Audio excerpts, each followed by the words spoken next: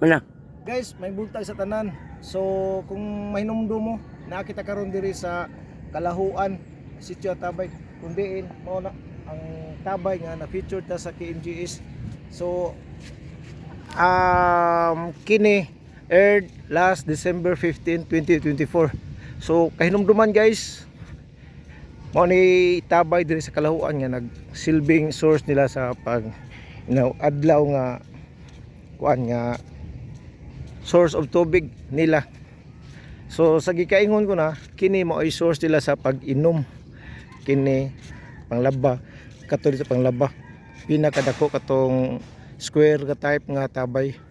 Kini imburnal na kini. Tapang Japon dong. Tapang Japon. Kisay nga mo dong. Ha? Vincent, oh, para unsa man nimong tubig dong para hugas lang. So gikuan mi dong nga tabang dong. Tabang na gyapon og nay kalahian na dong. Nausab na dong. Tumagalong. Kini guys na feature ta sa KMGS ako to dire. So last December 15, 2024. So mo ni mga Tabay. So tilawi ko nulat. Patilawi na dong. Okay, sawa na dong. Tilawan ni sa kong kauban si Alat. Tabang, parat lang kag naong. Ha? Unsa na? Tabang, parat. Tabang? Osbe. Pahim na sa gawin dong. Klaro na, basta di nun. Tabang? Tunla. Ay. Ha? So ni guys, gitinawan to sa kauban. Tabang niya para tignaw, ha? O lagi. Minom gani. Iya ma'am. Dada ko chinelas na to. So mao ni kadon Tabay. So mingaw karon dako kay hunas dire oh. Ma'am Jessica Soho.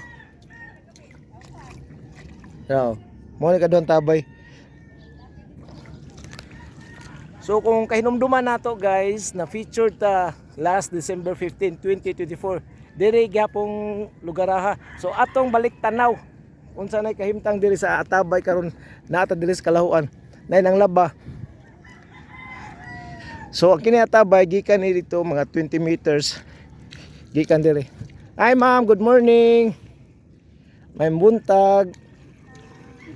Mao ni source sila pang laba na, di laba. Tapang gyapon ma'am. Tapang gyapon. Tilawag gyapon ni sa kong amigo. Tilawilat. Tilawi. Hutdalat ha. Hutda. Oh. Tunga ba kabo ba? Tunga ba? Ana ba? Ay iwagwat. O tapang guys, parat lang kani sagnaong. Tapang man. Tapang yun kay tapang man, di ba?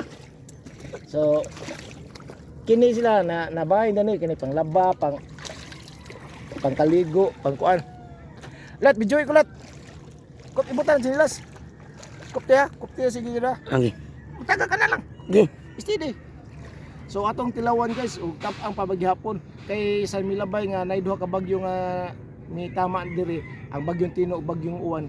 Atong suwayan og tilawan nato og tapang paghapon. Wa man usab ang lasa niya.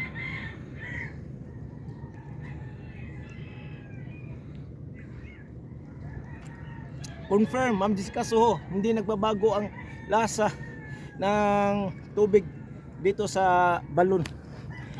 So, gamay ra lang ng labad ay. Tataod ron. Gikan pa simba. So, confirm guys, tapang gyapon ang tubig nga mi gawas ning Tabay karon dire. So, atong kuan pag-usab. Confirm tapang gyapon.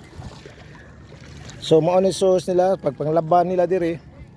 So kay numduman guys, na-discover ning Tabay way back sa mga dugay ng panahon na usa ka mga liguay dire. Nagdala silang mga iro nya natingala sila nga ang iro gasigig kanang inom sa tubig dagat. Nya kay numduman kung speaking of dagat, parat yun na. So natinga sila pag tilaw nila ang iro sige og inom. So giadto sa tagtungod and they found out na tabang.